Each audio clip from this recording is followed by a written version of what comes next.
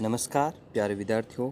Online class में आपका हार्दिक स्वागत अभिनंदन है। ऑनलाइन क्लास में मैं आज ओम प्रकाश गोयल। आज हम कक्षा 12वीं के हिंदी साहित्य की सरयू पुस्तक में प्रथम अध्याय में कबीरदास के जीवन परिचय एवं काव्य परिचय के बारे में चर्चा करेंगे। कबीरदास जी का जन्म विक्रमी संवत 1455 लहर तारा सरोवर वाराणसी में हुआ था। अगर ईस्वी सन की बात करें तो 1398 में हुआ था।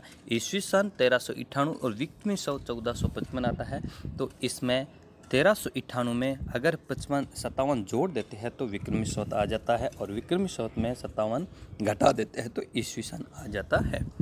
और मृत्यु या निधन 1518 ईस्वी में मगहर काशी में हुआ था।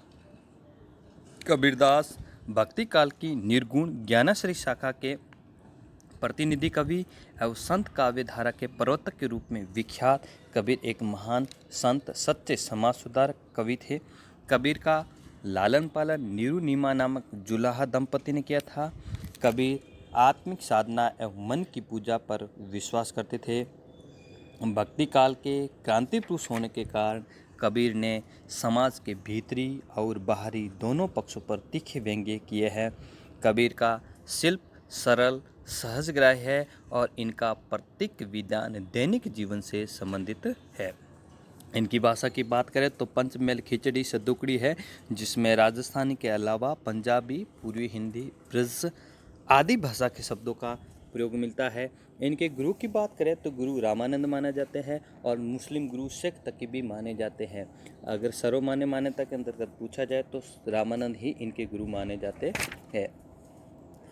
हंजारी प्रसाद द्विवेदी ने इनको भाषा का डिक्टेटर कहा है। डिक्टेटर का अर्थ होता है तानाशाह, तथा भाषा को पंचमेली खिचड़ी भी इन्होंने कहा है। आचार्य रामचंद्र शुक्ल ने इनकी भाषा को सदुकड़ी कहा है। कबीरदास की भाषा को साध्य मिश्रित भाषा भी कहा जाता है। रहस्यवादी कवि कबीर निर्गुण काव्य धारा के प्रवर्तक थे। इनकी रचनाएं बीजक जो सर्वाधिक प्रामाणिक रचना है, जिसका संपादन इनके शिष्य धर्मदास ने किया था। बीजक में 3 प्रकार की रचनाएं सम्मिलित है। पहला रमेणी, दूसरा साखी और तीसरा शबद। अब हम इनके बारे में थोड़ी थोड़ी चर्चा कर लेते हैं। रमेणी में क्या है? रमेणी में श्रेष्ठ रचना है, जिसमें दोहा और चौपाई है, जिसमें राम की व्याख्या की गई है। यहाँ पर मैं आपको इस बात को स्पष्ट कर देता हूँ कि इनके राम, कबीर दास के राम दशरथ पुत्र राम न होकर के परम ब्रह्म रूपी राम है। इसमें संसार के जीवों के रमण का विवेचन है और परम तत्व में रमण कराने वाली इनका वर्णन है। दूसरा है साखी। साखी का शाब्दिक अर्थ होता है साक्षी। साक्षी का मतलब होता है गवाह। इसमें कबीर ने अपने आंखों देखे हाल का वर्णन किया है और भवसागर में डूबते हुए जीवों के उद्धार का भी उपदेश दिया है। आंखों देखे हाल की बात करें तो इन्होंने एक जगह कहा है, तू कहता कागद की लेखी, मैं कहता आखन की देखी। और तीसरा है शबद। शबद में गए पदों का संग्रह है, जिसमें आत्मज्ञान और ईश्वर भक्ति का गुणगान है।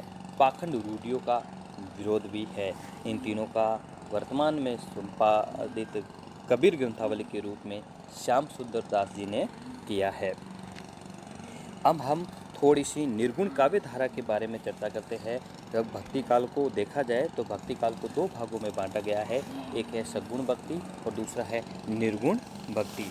अगर सगुण भक्ति की बात करें तो सगुण भक्ति में 2 प्रकार के माने जाते हैं। सगुण भक्ति को भी 2 भागों में विभाजित किया गया है। एक है रामाश्रय शाखा और दूसरी है कृष्णाश्रय शाखा।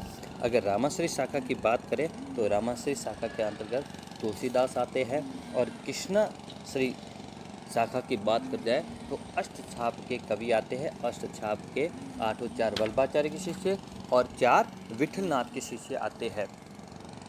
और इसमें सर्वाधिक जैसे बात की जाए तो सूरदास, मीरा जैसे है ये आते हैं।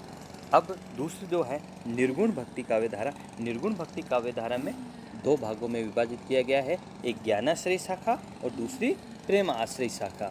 ज्ञानाश्रय शाखा के प्रवर्तक कबीरदास माने जाते हैं। और आज हम और ज्ञानश्री शाखा की कबीरदास के प्रवर्तक उस ज्ञानश्री शाखा या संत काव्य धारा की क्या विशेषता है उसकी हम बात करेंगे। यहाँ ज्ञानश्री या निर्गुण के उपासक है, जिसमें राम नाम की महिमा का विकास होता है। जैसे कबीरदास ने कहा है, कबीर कुतिया राम का मुतिया मेरा नाम, गले राम की चेबड़ी जित कहते तित जाओ। यहाँ पर निर्गुण काव्य धारा के कवियों ने आत्मशुद्धि पर बल दिया है। निर्गुण काव्य धारा के कवियों ने जप, तप, मूर्ति पूजा, यज्ञ, तीर्थ आदि का खंडन किया है। इन्होंने गुरु का स्थान सर्वोपरि माना है। ये आज हम भी 12वीं के इस अध्याय में गुरु की महिमा का अध्ययन करेंगे, जिसमें हमारे पहला दोहा है, गुरु गोविंद तो एक है, दूजा ही आकार आप में तो जीवित मरे तो पावे करता। दूसरे कबीरदास ने यह भी कहा है, गुरु गोविंद दो खड़ा काके लागू पाए, बलिहारी गुरु आपने जब गोविंद दिया मिलाए। कई बार इन्होंने ये भी कहा, ज्ञान प्रकाशा गुरु मिला, सो जिन बिसरी जाए, जब गोविंद कृपा करी तब गुरु मिलिया आए। तो इनमें गुरु की महिमा का गुरु की महिमा सर्वोपरि है। ईश्वर प्रेम पर इन्होंने बल दिया है। वर्ण एवं जाति का खंडन, मानव को श्रेष्ठता माना है।